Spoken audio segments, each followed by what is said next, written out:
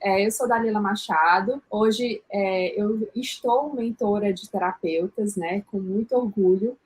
Nós desenvolvemos um método ao longo de muitos anos, né, realizando terapia, estudando sobre terapias, né, nós desenvolvemos uma metodologia chamada Procure Cicatrizes, que é uma metodologia baseada em algumas técnicas terapêuticas, e eu fiz um compilado dessas técnicas terapêuticas e a gente utiliza para descobrir a origem emocional dos sintomas, das queixas, dos bloqueios desses pacientes. E olha, é um prazer enorme estar aqui, porque eu tive uma conexão muito grande, né, com o Sidney, porque ele fala exatamente o que eu falo para o terapeuta. Eu acho que por isso que a gente está aqui hoje, né, para unir essas vozes, né, que querem algo muito maior para vocês que são médicos, para vocês que são terapeutas, na verdade, para todo mundo, né, que é da área de saúde. Eu acho que é um olhar, e assim, eu assim como o Sidney, né,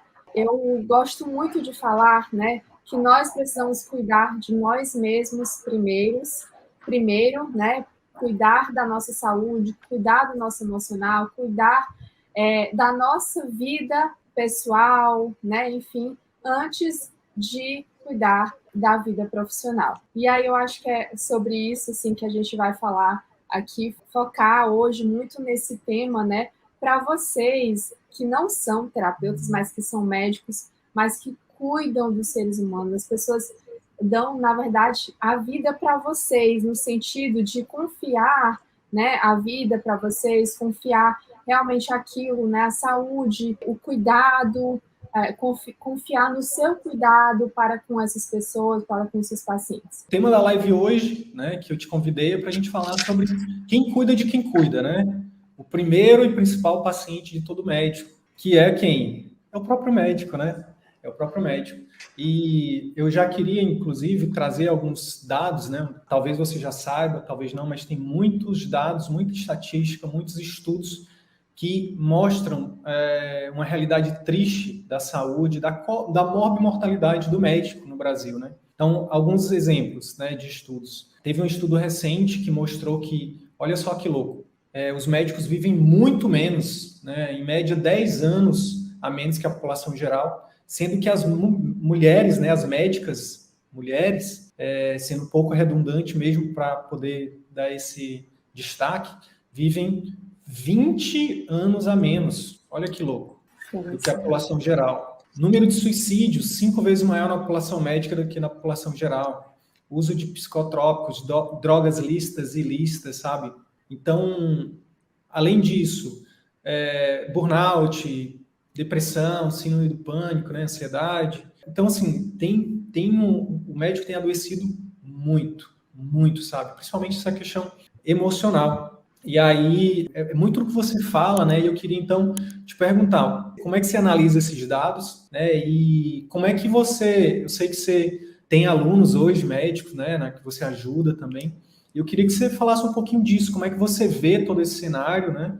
Desse adoecimento médico e aí eu te pergunto, será que tem origem emocional nesse adoecimento médico? O que é que você acha, na sua visão? Na minha visão, né, eu sempre gosto de falar assim, que nem tudo é emocional, mas que quase tudo é emocional, né? Mais de 90% das doenças também tem um contexto emocional por trás dessas doenças, dessas queixas, né? Você falou aqui da mortalidade alta, suicídio, né, maior número de suicídio, burnout, depressão.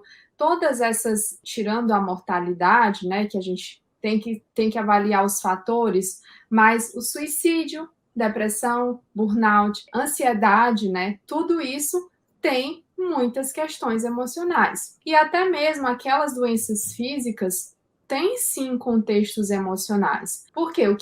De acordo com os meus estudos, né, com os estudos que, na verdade, os estudos mais atuais, né, que a gente gosta muito de falar aqui da epigenética, da neurociência, mas focado principalmente na epigenética, né? A gente sabe que o ambiente ele influencia muito para a nossa saúde. Hoje eu estava vendo, inclusive, uma cientista falando para criança, né? Eu gosto muito de colocar os meus filhos para assistir essas coisas. E ela falando um exemplo muito básico, né? Quando você coloca a sua mão dentro do gelo, ela fica toda enrugada. E aí, o que ela explicou? Explicou bem fácil, assim, para as crianças entenderem isso, epigenética, né?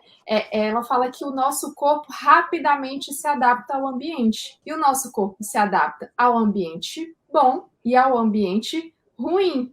Esse ambiente que muitas vezes é ruim, é estressante, às vezes também sem propósito, sem um porquê, sem um para quê. Talvez a corrida por dinheiro, você não mata só um leão por dia, você mata 1000, porque você está ali. E você fala muito, né, para os médicos viverem de consultório, mas eu entendo também que eles têm que viver de consultório e não sobreviver, né? Eu sei que você fala muito sobre isso. E essa luta, né, diária, né? A gente sabe que o cortisol vai lá para cima, todos os níveis de estresse, né? Todos os hormônios relacionados ao estresse, né? Que são coordenados justamente ali pelas glândulas suprarrenais, né? E todo um contexto neurofisiológico que está por trás disso que gera o adoecimento. A gente pode sim investigar causas físicas, mas nós não podemos destacar não podemos descartar que essa possibilidade, né, do emocional, dessas questões do ambiente, qual ambiente? Em que ambiente familiar você vive? Como é que você está com você? Qual que é o seu propósito? Será que você está vivendo do seu propósito? Né? Será que você está vivendo realmente a sua missão, aquilo que você queria? Você quer realmente servir? Né? Você serve para o todo? Ou realmente você está eu me perdi aqui. E aí, muitas vezes, a gente vê também um paciente ou um cliente que não é atendido da melhor forma. E aí, gera um ciclo vicioso, né? Esse cliente que não é atendido da melhor forma, ele sai falando mal de você, e aí você se estressa mais, e aí você adoece mais, e aí você corre para lutar por mais pessoas, né? Então, esse ciclo. E aí a gente poderia, né, destacar aqui alguns pontos, né? Talvez dá tempo ou não, vai dar tempo ou não de destacar alguns pontos sobre depressão, por exemplo, e aí eu posso falar um pouco mais sobre isso. Mas eu acredito que sim, todas essas, o número, né, de doenças e a mortalidade alta se deve sim aos fatores estressantes, não só do ambiente de trabalho, mas também do ambiente em que você vive.